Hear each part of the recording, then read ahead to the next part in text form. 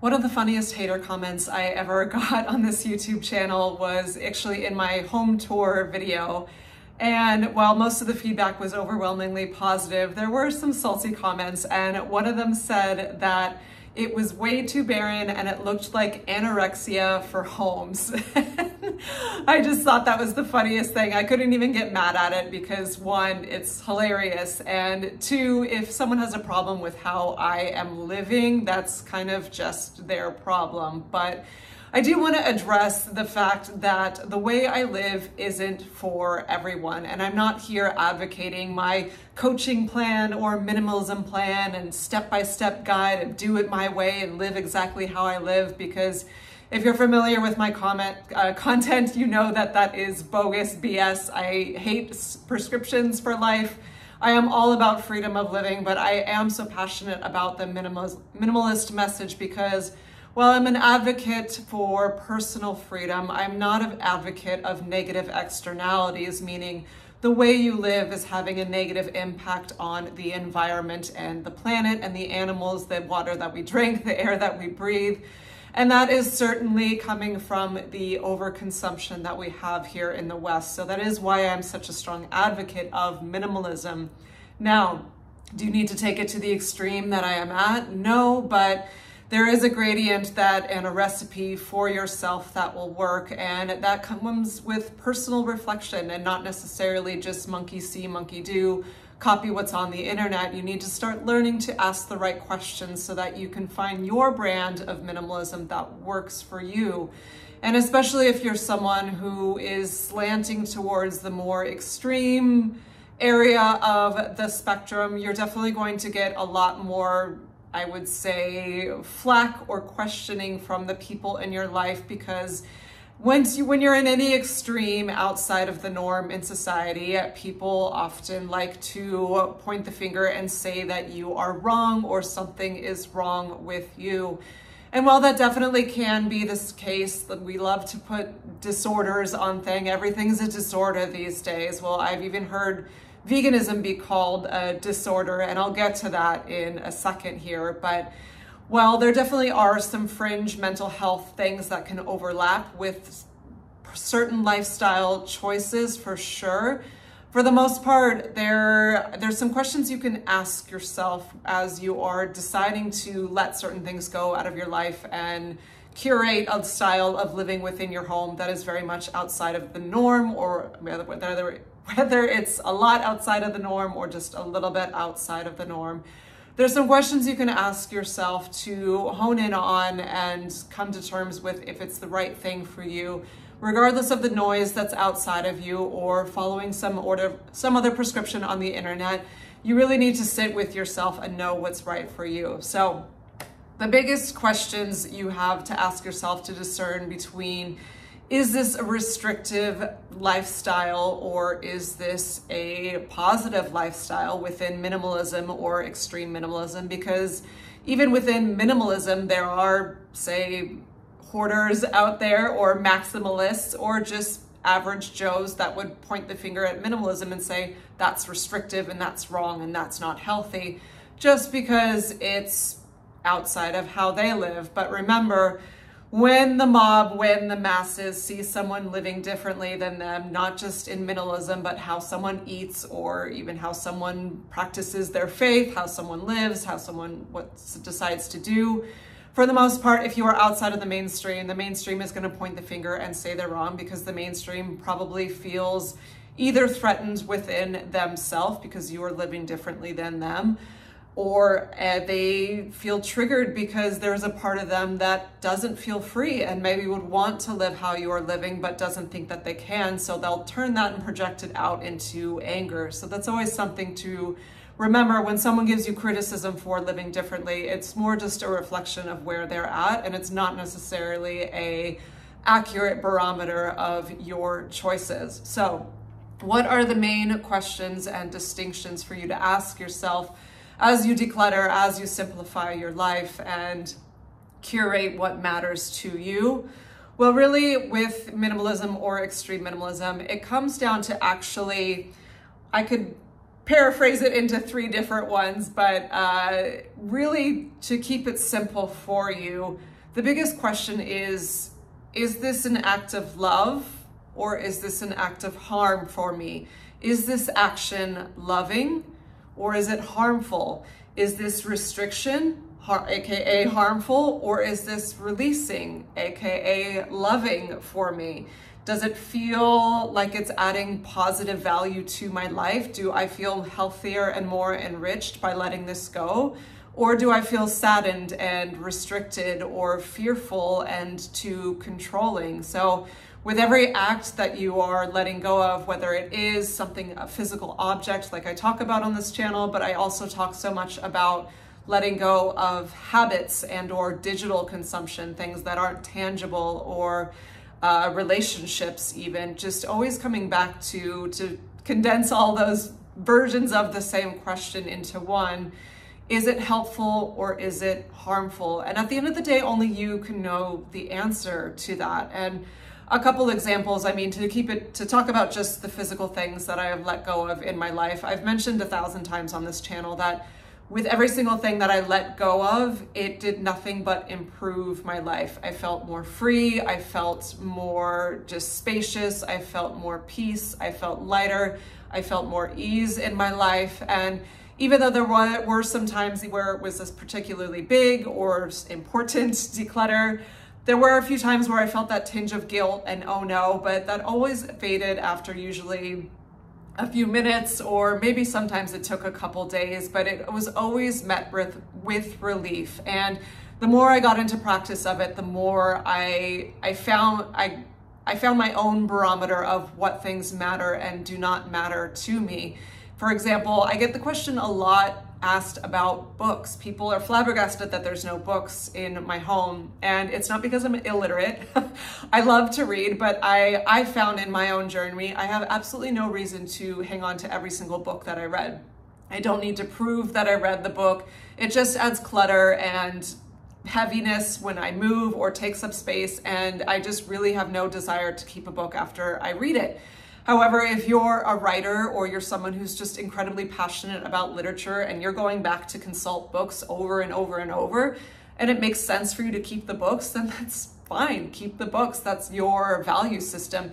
If you were to copy me and get rid of all your books, it might cause you a lot of pain and suffering. In that case, it would be restriction.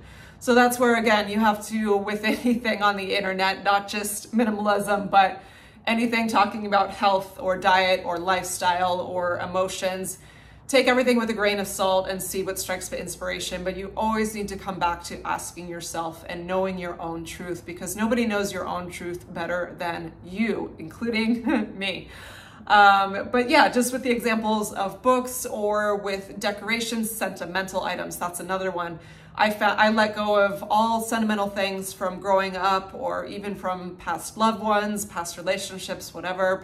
I was a competitive synchronized swimmer, so all my medals, trophies, costumes, all of that I let go of. And a lot of people are very shocked by that. But I found as I got into my practice of minimalism, and because I decluttered in many waves over many years, I found with sentimental items that two things. One, hanging on to it actually really kept me in the past, kind of almost wanting to relive the glory days, or just think about times that were, yeah, they were great, but when you get too caught up in the past, it takes you outside of the present moment. And I want to be doing awesome stuff in the present moment too. I don't want to just always be reminiscing about, oh, remember when I did this or this or this?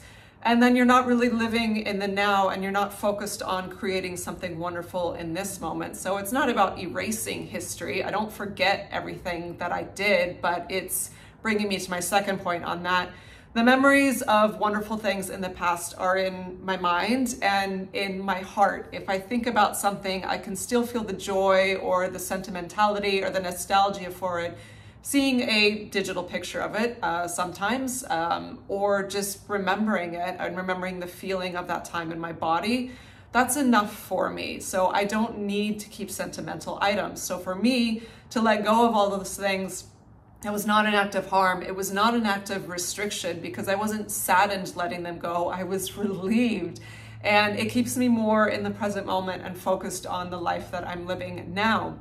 But if for you, if you say have something your grandmother, great-grandmother made you and she's passed away, and if you were to let it go, it would break your heart and you would feel terrible and just it doesn't feel good, then keep it. That's okay. That's your system. That's your question to ask yourself. If it feels like it would be harmful to let it go and live without that thing, then keep it. If it feels like it would be harmful for you to not have furniture, whether it be physical limitations or just you don't think you could relax or enjoy your home, then keep your furniture. That's fine. That's another one of the bigger things I get criticism on from some people is they say, my home doesn't look like a home because there's no decorations and there's no furniture. Well, that's by your standards, Sally or Joe. These are made up names. But remember, when you project, your preferences are yours, and that doesn't mean it's necessarily ubiquitous on how everyone should live. That sounds like such a simple thing to have to remind everyone on, but you would be surprised at how people operate on the internet.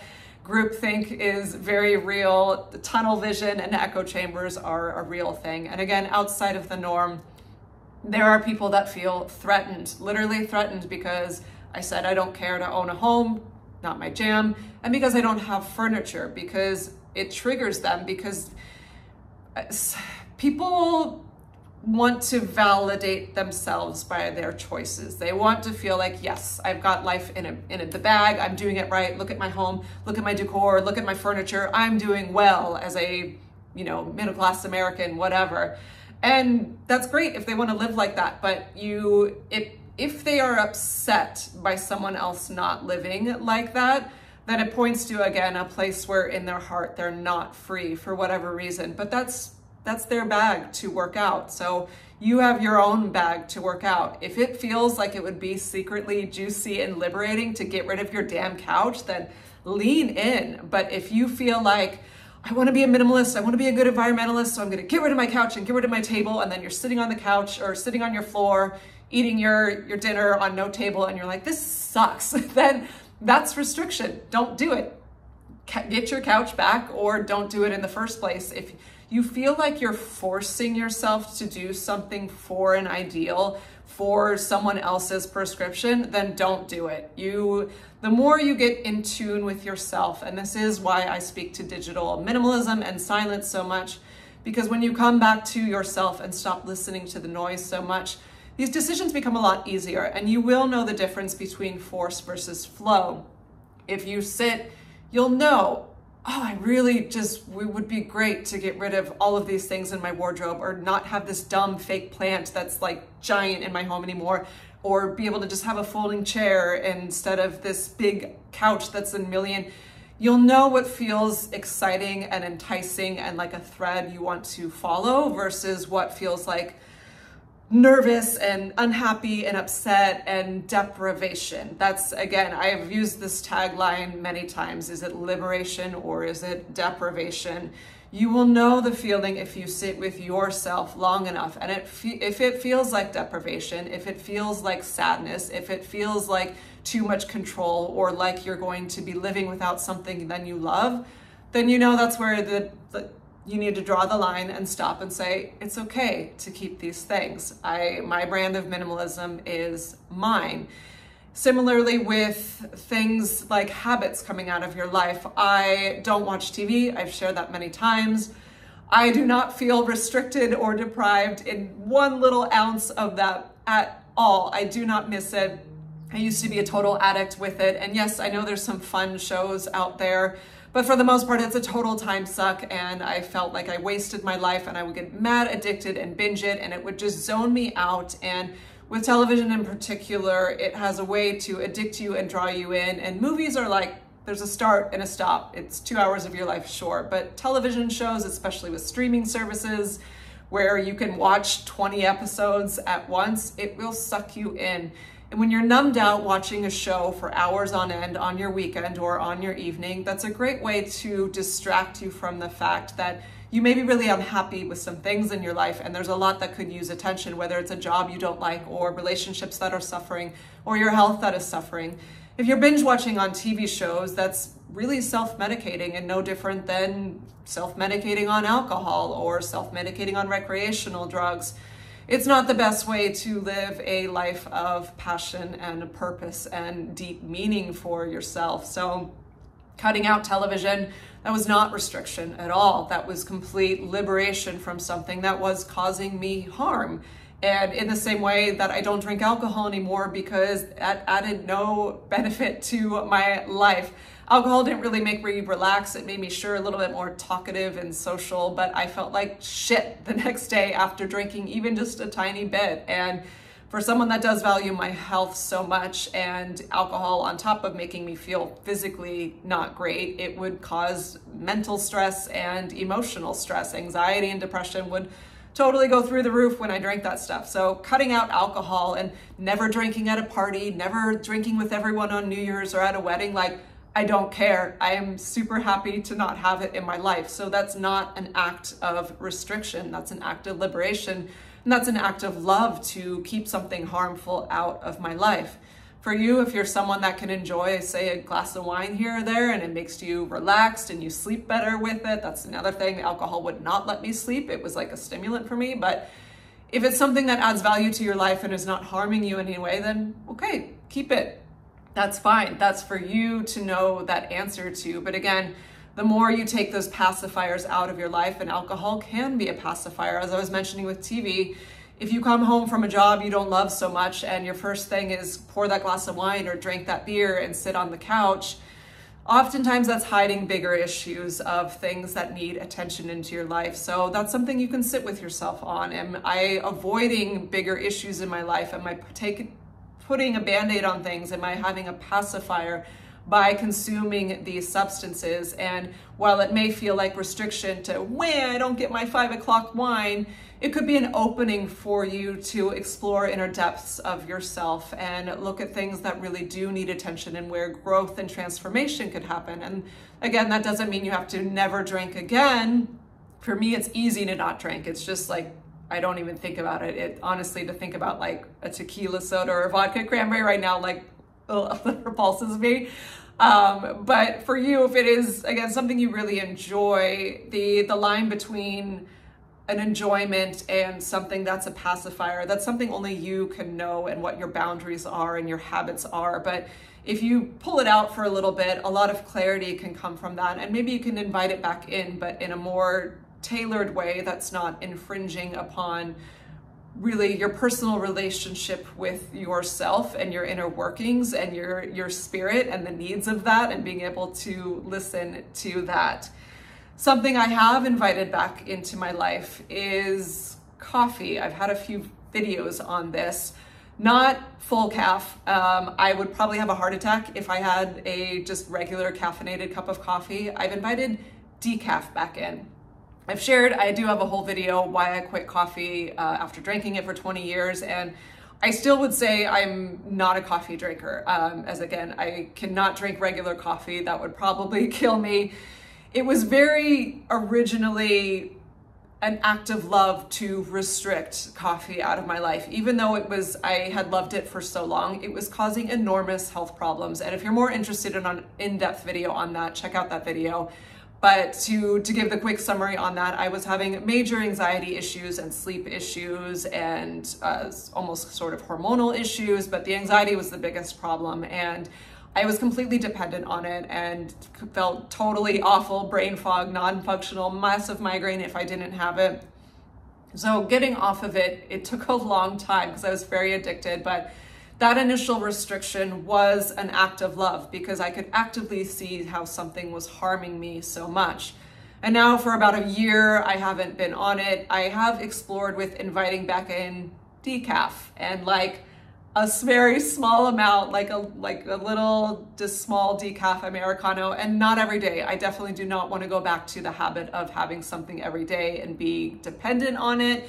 That again, restricting something out of my daily life like that habit was, or getting rid of that habit was not restriction, it was release, it was liberation, because it feels wonderful to be not dependent on something. But I have been experimenting with inviting it back in on a very occasional basis. I'm talking like one or two a month here and there, and oftentimes I can't even feel it, because if I start to feel a little too buzzed, then I say, ooh, no more. Because for anyone that doesn't know, there's like a teeny micro amount of caffeine in decaf. It's probably about 10 to 14 milligrams depending on the roast, versus like 75 milligrams to 100 milligrams on a regular one. So it's microdosing on coffee, if you will. But it's good to, because we're always evolving and changing, and your needs will change, and maybe you let something go out of your life and a year or a couple years, or your lifestyle changes, go by, whatever, and it feels right to invite something back in, just in your heart, like that's okay too. That's where, again, you're constantly asking that question, is it harmful or is it helpful? Inviting this thing back in, and I haven't felt any negative effects having this like tiny micro amount of decaf here and there. It has felt like a nice treat and a nice little indulgence on the weekend, or something when I'm traveling to go to a fun cafe. That's felt nice. And so I'm going to keep rolling with it. If it gets to a point where all of a sudden it escalates and I feel addicted again, or I start feeling physical ramifications in a negative way, I will absolutely release that again. But right now, it's okay having my little micro dose every once in a while as a sporadic treat.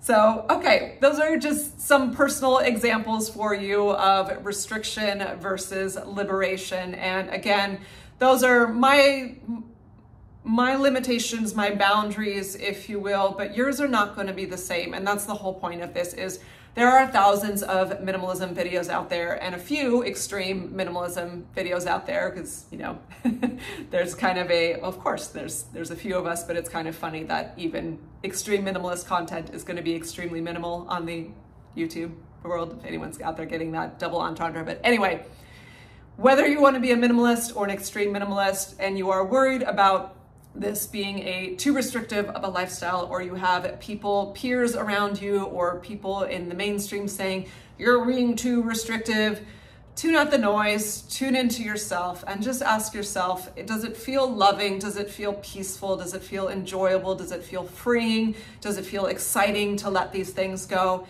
And if it does, then yes, that's your answer. Follow that thread and turn out the noise and live your truth and do as you will. If it doesn't feel that thing, and it feels the opposite, harmful, restrictive, controlling, upsetting, sad, then that's where you know your boundary is and your limit, and you can keep what you have without any guilt and without worrying that you're not fitting into some sort of minimalist magic rubric, because those should not exist. At the end of the day, it is your life. Live it to the fullest, live it to your highest truth, and be well for yourself. All right, that's the video. Thanks for watching. I'll see you in the next one.